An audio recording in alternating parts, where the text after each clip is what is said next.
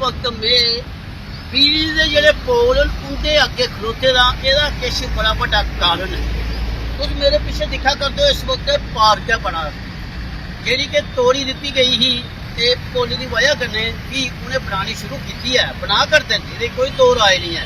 पर गल जी मैं तुंदे कन्नै शेयर करा करना, ये दिखो ये जेह्ड़े पोल न ये बिच सैलगराह दे बिच आई गेदे न ते जेकर कोई उन्नी भी गल होई जाए ते जेह्ड़े सैल करने वाले जियां बरसातां दा मौसम चला करदा है ते किश भी हादसा होई सकदा। पर जेकर पार्क की गल करचै ते उन्हें इतनी मत दित्ती इनेंगी पार्क के बिच आइए तुसें पार्क भी मली नहीं, लोकें दी सैलगराह भी खत्म करी दित्ती जी। लोकें भी तंदरुस्ती वास्ते सैलगराह सवेरे पढ़ के शुरू करनी होंदी है, पर ओहदे वास्ते तुसें पूरा रस्ता ब्लॉक कर दित्ता।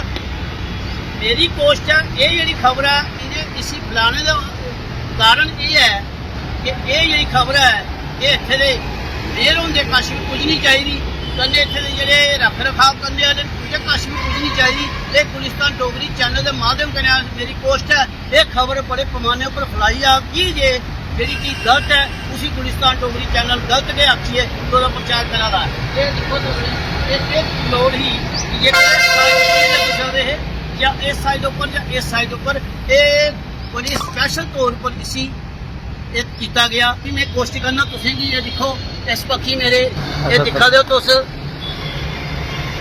हूँ तुसें मेरे चिनार दे बूटा एक दसना जेड़ा कि ये देखो ये सालगिरह है। ये दसो ये जेकर ये कोई छोटी मोटी तार नहीं लाई दी है पूरी बिजली का डिपार्टमेंट भी इत्थे ले जांदा है।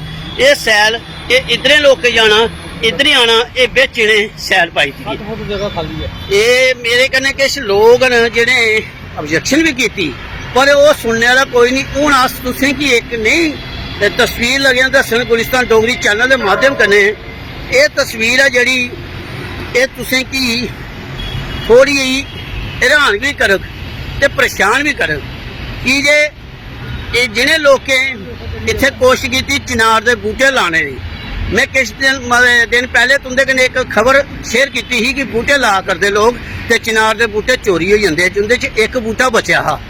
वो एक बूटा जेह्ड़ा बचे दा मेरी कोशिश है वो तुसें दसने दी। ये जेह्ड़ा तुस दिक्खा दे हो ये एक बूटा बचे दा ते एक बूटे की उन्हें केह् कीता ये दिक्खो खंबा लाई दित्ता कोल आइए ते उसी अग्गों पिछे उसी दरेड़ी दित्ता खंबे की ते ओहदे बिल्कुल अगे आइए खंबा लाई दिता। ये मैं तुसें की बिल्कुल तस्वीर दसा दा ये देखो ये चिनार के बूटे की खत्म करने की साजिश रची गई है ते ओहदे कन्ने आइए खंबे लाई ते क्या खंबे थोड़ी दूर नहीं लगी सकते। जिन्हें चिनार का बूटा लाए दा मैं उनके कन्नै गै गल करा।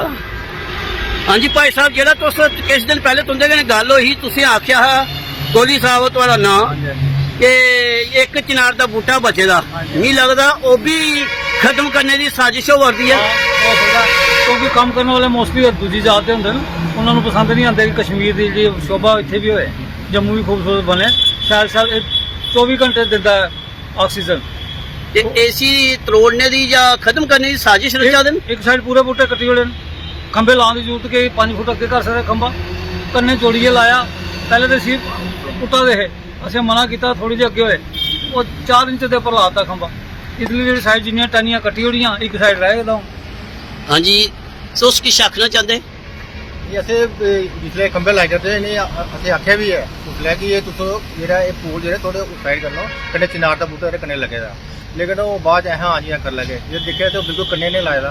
जी तुस आखा दे 10 बूटे जेकर एक भी तरोड़ने की साजिश रचा देन बिल्कुल बिल्कुल ये नहीं चाहते जम्मू खूबसूरत बने। साड़ी कोशिश है कि तुसें की हर वो तस्वीर दसने की जे तुंदे तक पुज्जनी चाहिए।